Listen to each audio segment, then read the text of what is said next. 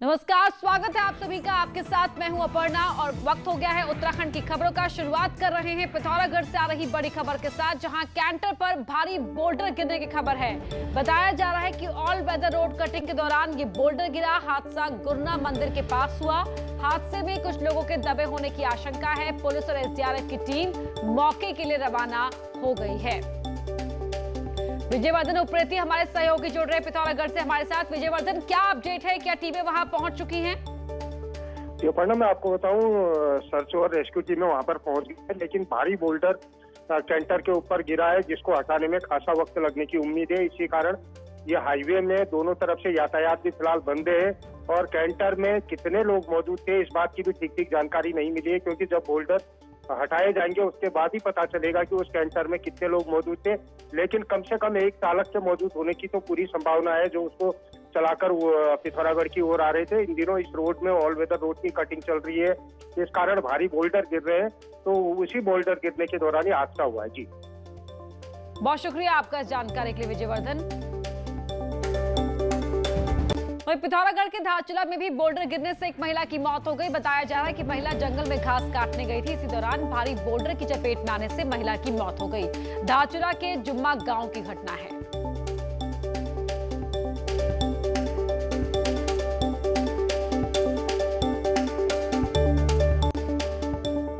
और अब बात राज्यसभा की एक सीट के लिए जारी कैंडिडेट की तलाश की। प्रदेश की एक सीट के लिए राज्यसभा का चुनाव होना है। इसके लिए बीजेपी पार्लियामेंट्री बोर्ड में मंथन जारी है। प्रदेश से 5 नामों की लिस्ट भेजी गई है, लेकिन सूत्र बता रहे हैं कि लिस्ट से अलग महिला नेता स्वराज विद्वान के नाम पर भी चर्चा हो रही है। बता दें कि स्वराज विद्वान राष्ट्रीय अनुसूचित जाति आयोग की मेंबर हैं।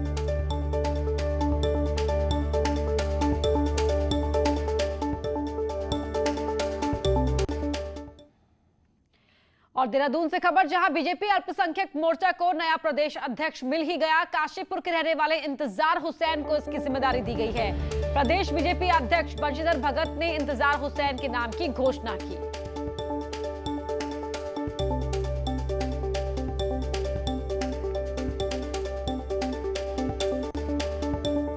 वहीं हाईकोर्ट ने एक बार फिर दागी नेताओं की मुश्किलें बढ़ा दी हैं और सब कुछ हाईकोर्ट के मुताबिक चला तो कई मंत्री विधायक साल 2022 का चुनाव नहीं लड़ पाएंगे। नैनीताल हाईकोर्ट के आदेशों के बाद सभी जिलों के जिला कोर्ट में चल रहे मंत्री विधायकों के मुकदमों पर ट्रायल शुरू हो गया है। हाईकोर्ट ने एक आदेश जारी किया था और कहा था कि कोर्ट में लंबे समय से चल रहे विधायकों के मामलों को 3 महीने में सुना जाए। बीजेपी के 19 विधायकों पर आपराधिक मामले चल रहे हैं, तो वहीं कांग्रेस के 4 विधायकों पर मुकदमा दर्ज है। साथ ही एक निर्दलीय विधायक पर भी आपराधिक मामला चल रहा है। डेफिनेटली, क्योंकि जो ऑनरेबल सुप्रीम कोर्ट की आदेश की मूल भावना है वो यही है कि जो क्रिमिनल ट्रायल जनप्रतिनिधियों के खिलाफ पेंडिंग है उनका निपटारा बहुत जल्दी हो, और इसमें जिन केसेस में एविडेंस है अगर उनका निपटारा जल्दी होता है तो ये निश्चित तौर पर है कि उन लोगों को इसमें पनिशमेंट का सामना करना पड़ेगा और कन्विक्शन होगा। और आने वाले समय में जो और रेस्ट्रिक्शंस हैं, अगर किसी में 2 साल से अधिक की सजा का प्राविधान जिनमें है, अगर वो होती है तो फिर वो चुनाव लड़ने से भी बाधित हो सकते हैं। उसमें माननीय न्यायालय को यह भी कहा गया, आदेशित किया गया है बाकायदा कि आप जितने भी इसमें गवाह हैं हर संभव प्रयास करें माननीय न्यायालय कि इनके सारे गवाह जो हैं वो टाइम से कोर्ट में पहुंचे। उसके लिए माननीय न्यायालय कोई भी प्रोसीजर अपना सकता है, ऐसी छूट भी दी गई है। सीएम त्रिवेंद्र सिंह रावत सोमवार को नैनीताल के दौरे पर रहे। इस दौरान सीएम ने नैनी झील में गुणवत्ता प्रणाली का लोकार्पण किया। इसके साथ ही सीएम त्रिवेंद्र रावत ने बीडी पांडे जिला अस्पताल में नए कार्यों का भी लोकार्पण किया। सीएम ने एटीआई में भी कार्यक्रम में हिस्सा लिया। इस दौरान सीएम ने कहा कि नैनीताल में पर्यटकों को बेहतर पानी मिले, इसके लिए इस योजना पर काम किया जा रहा है। इसके साथ ही सीएम ने कहा कि शहर में गाड़ियों के दबाव को कम करने के लिए रोपवे का काम किया जा रहा है। एसटीपी प्लांट के लिए उसके लिए स्वीकृति दी है और यहाँ पर जो रोड बनना है, क्योंकि अच्छा ट्रैफिक व्यवस्था, यातायात व्यवस्था ये बहुत अच्छी होनी चाहिए, वो निश्चित रूप से हमारी प्राथमिकता रहेगी। रोपवे का यहाँ के लिए योजना है जो जो हमारा हल्द्वानी के आसपास से और नैनीताल के लिए बनेगी, तो उस पर अभी प्रारंभिक काम हुआ है, उसको आगे बढ़ाया जाए। वहीं देहरादून से खबर है, जहां 6 पीसीएस अफसरों के तबादले किए गए। एडीएम रुद्रप्रयाग रामजी शरण शर्मा हरिद्वार भेजे गए हैं। रामजी शरण शर्मा अपर मेलाधिकारी कुंभ बनाए गए हैं। Deputy collector Pauri Dipendra Singh Negi ADM Rudraprayag होंगे, तो वहीं वेटिंग में चल रहे परमानंद राम डिप्टी कलेक्टर रुद्रप्रयाग होंगे।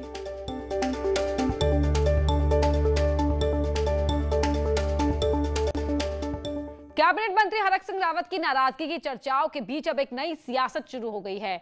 हरक सिंह रावत ने अभी पार्टी छोड़ने तक की कोई बात नहीं की है, लेकिन उनकी ज्वाइनिंग को लेकर कांग्रेस में कलह शुरू हो गई है। इंदिरा हृदय ने हरक का कष्ट दूर करने की बात कही, तो हरीश रावत ने इसे लेकर आपत्ति जताई।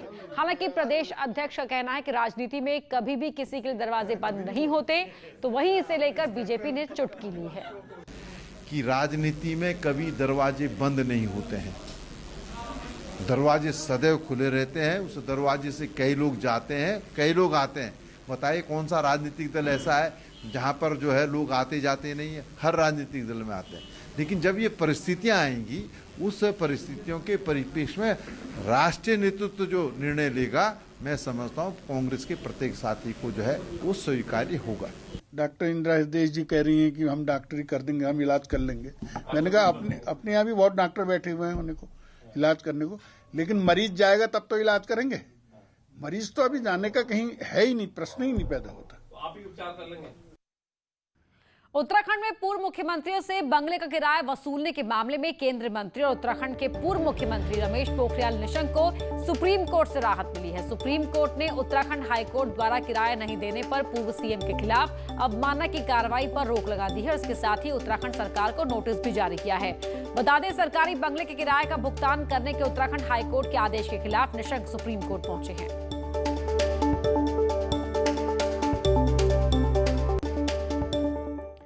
नेता प्रतिपक्ष इंदिरा हृदय कोरोना से पूरी तरह से फिट हो गई हैं। इंदिरा ने अपने इलाज को लेकर बड़ा खुलासा किया। इंदिरा ने कहा कि जब उन्हें देहरादून में मैक्स जैसे बड़े प्राइवेट अस्पताल में इलाज नहीं मिला, तो उन्होंने बीजेपी के मुख्य राष्ट्रीय प्रवक्ता अनिल बलूनी से बात की, जिसके बाद बलूनी और बीजेपी के प्रवक्ता संबित पात्रा ने उनके इलाज की व्यवस्था की, जिसके बाद इंदिरा को गुरुग्राम की मेदांता अस्पताल में इलाज मिला। बता दें, उत्तराखंड से अनिल बलूनी राज्यसभा सांसद हैं और बीजेपी के मुख्य राष्ट्रीय प्रवक्ता का दायित्व भी संभाल रहे हैं। कि भाई साहब, मुझे मैक्स में तो वहाँ कल इतने बजे मिलेगी, अगर मेदांता आप करा दें तो।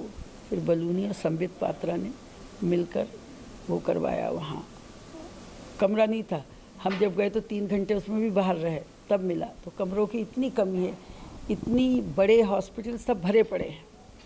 खैर गए तो वहाँ ट्रीटमेंट ठीक हुआ। उनका एक प्रोटोकॉल होता है, इतने दिन रहना ही होगा।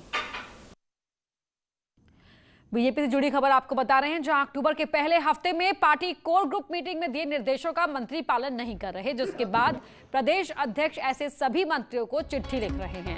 बता दें कि पार्टी की बैठक में मंत्रियों को प्रभार वाले जिलों के दौरे के लिए कहा गया था और नाइट स्टे कर कार्यकर्ताओं की समस्या सुनने के आदेश दिए गए थे, लेकिन कई मंत्री इसका पालन नहीं कर रहे हैं। ये थोड़े नहीं गए, लेकिन आज मैं सभी मंत्रियों को एक पत्र लिख कर आग्रह कर रहा हूँ कि जो कोर कमेटी में तय हुआ है कि सभी मंत्री अपने जो जिस जिले के प्रभारी हैं उन जिलों में जाएं और वहां रात्रि विश्राम करें। इस प्रकार का पत्र मैं आज ही लिख रहा हूं सबको। उत्तरकाशी से खबर है, जहां केदारनाथ के बाद यमुनोत्री धाम में भी सीजन की पहली बर्फबारी हुई। वहीं बर्फबारी के बाद मौसम सुहाना हो गया, साथ ही ठंड भी बढ़ गई। वहीं यमुनोत्री पहुंचे श्रद्धालुओं ने बर्फबारी के बीच मां यमुना के दर्शन किए। यमुनोत्री धाम से लेते हुए पहली बर्फबारी यमुनोत्री धाम से आपको सीधे ले जा रहे हैं। पहली हिमपात देखिए आपको सीधे यमुनोत्री धाम का राहुल प्रदीप पुनियाल जी आपको सीधे ले जा रहा हूँ यमुनोत्री में, जहाँ पर बर्फबारी हो रही है। और यहाँ बर्फबारी जो हिमपात पहला बर्फ पड़ा है उसमें निवास करते हैं और यहाँ की पिथौरागढ़ शहर और से सटे इलाकों में आदमखोर गुलदार को पकड़ने के लिए शिकारियों की टीम तैनात कर दी गई है। इंटरनेशनल शूटर सैयद अली बिन आदि की लीडरशिप में 3 शिकारियों की टीम गुलदार की तलाश कर रही है, लेकिन जंगल के बीच आबादी होने के कारण शिकारियों को खासी दिक्कतें भी हो रही हैं। शिकारियों की टीम अब दिन में आदमखोर को पकड़ने की योजना बना रही है।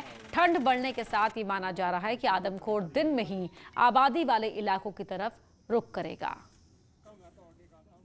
पूरा रेजिडेंशियल और फॉरेस्ट एक साथ दोनों मिले हुए हैं, कोई आइसोलेटेड नहीं है। यहाँ इंटरफेरेंस पब्लिक का थोड़ा ज़्यादा है, तो रूट मूवमेंट शाम के समय बहुत ज़्यादा हो जाते हैं। तो कई बार ऐसा भी होता है कि हम ट्रैक कर रहे हैं या हम we are just waiting for that और लोग वाग आके रुक जाते हैं, पूछने लगते हैं। उसको लेपर्ड को ट्रेस करने में वही हमारे आड़े आ जा रहे हैं। कहीं पर भी अगर हम जा रहे हैं तो हमसे पहले पिंजरे के पास में वो लोग खड़े मिल रहे हैं, या जहाँ पे उसका आने जाने के रास्ते हैं वहाँ पे वो पहले से बैठे मिल रहे हैं। रुड़की से खबर है, जहां केलनपुर गांव में विशालकाय अजगर दिखने से हड़कंप मच गया, तो वहीं अजगर निकलने की सूचना गांव वालों ने वन विभाग को दी, जिसके बाद वन विभाग की टीम ने अजगर का रेस्क्यू किया और उसे जंगल में छोड़ दिया। चमोली से खबर है, जहां भालू ने 2 लोगों पर हमला कर दिया। हमले में घायल दोनों ही लोगों को अस्पताल में भर्ती कराया गया। मामला जोशीमठ के मारवाड़ी इलाके का बताया जा रहा है।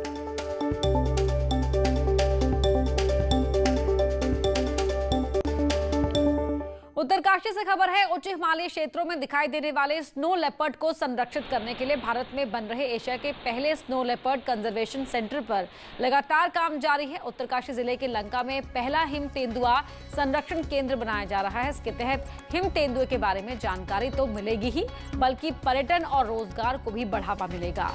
बता दें कि कई बार स्नो लेपर्ड वन विभाग के लगाए गए सीसीटीवी कैमरे में देखा गया है।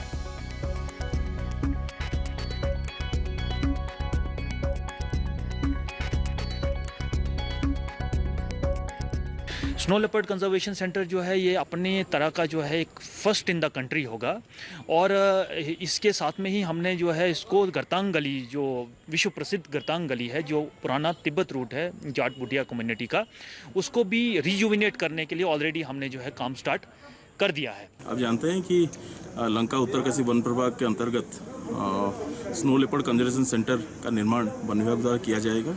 ये snow leopard conservation centre Asia का ऐसा पहला केंद्र रहेगा जो भारत में बन रहा है।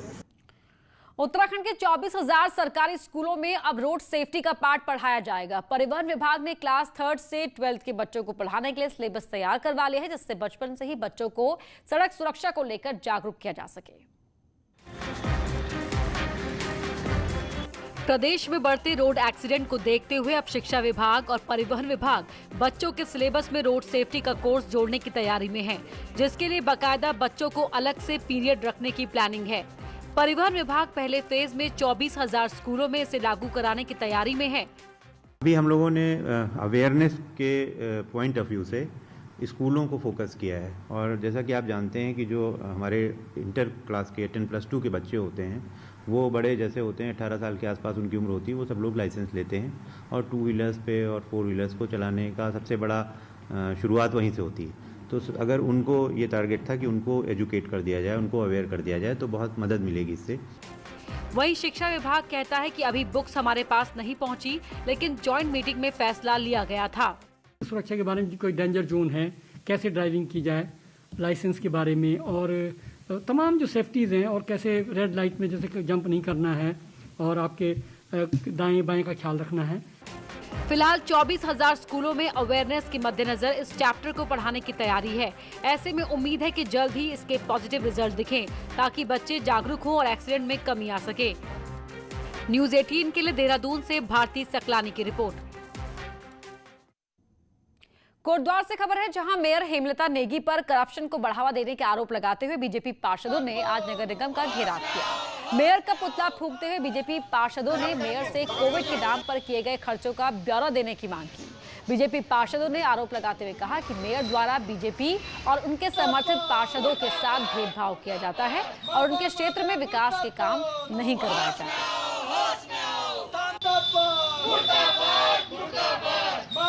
भी राजी नहीं है, इसका भी हमने आज विरोध पुतला दहन करके किया। फरवरी माह से अभी तक 8 महीने होने वाले हैं, 6 महीने होने वाले हैं, लेकिन अभी तक बोर्ड की मीटिंग आयोजित नहीं की गई, क्योंकि कोविड के दौरान जो नगर निगम के द्वारा खरीदारियां की गई, जो टेंडर किए गए, न तो पार्षदों के संज्ञान में डाले गए, तत्काल कर दिए गए।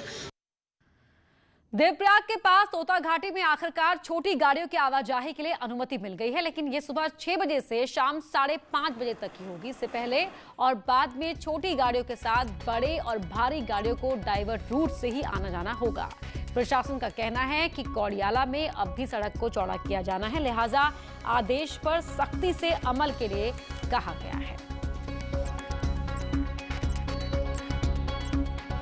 मेडिकल इमरजेंसी होती है तो हमने मेडिकल इमरजेंसी के केस में अलाउ किया हुआ है। देखिए मेरी तरफ से तो बहुत ही स्ट्रिक्ट आदेश हमने दिए हुए हैं। मैंने स्टेट कंट्रोल रूम कर फ़ोन करके भी बता दिया गया है, पुलिस कंट्रोल रूम में भी बताया है, डीडीएमओ को भी बताया है।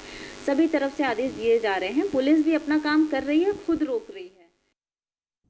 एसएसबी गुरिल्ला पिछले 11 सालों से अल्मोड़ा कलेक्ट्रेट में धरना दे रहे हैं। 1962 चीन युद्ध के बाद स्वयंसेवकों को प्रशिक्षण दिया गया था और आपातकाल के समय गुरिल्लाओं को एसएसबी ने कई महीनों की ट्रेनिंग भी दी थी, लेकिन 2002 के बाद गुरिल्लों की ट्रेनिंग बंद हो गई थी, जिसके बाद नौकरी और पेंशन के लिए वो लगातार आंदोलन कर रहे हैं। अपना अधिकार मांगते नहीं, किसी से मांग हमारी पूरी हो, चाहे जो मजबूरी हो, आवाज दो।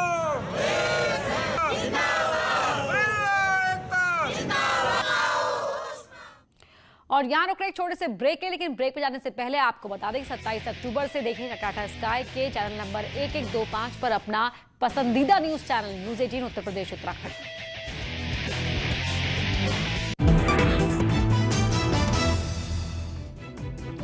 दुर्गा पंडालों से आज मां दुर्गा की विदाई हुई। हालांकि इस बार सिंदूर खेला की रस्म सोशल डिस्टेंसिंग के मद्देनजर नहीं की गई।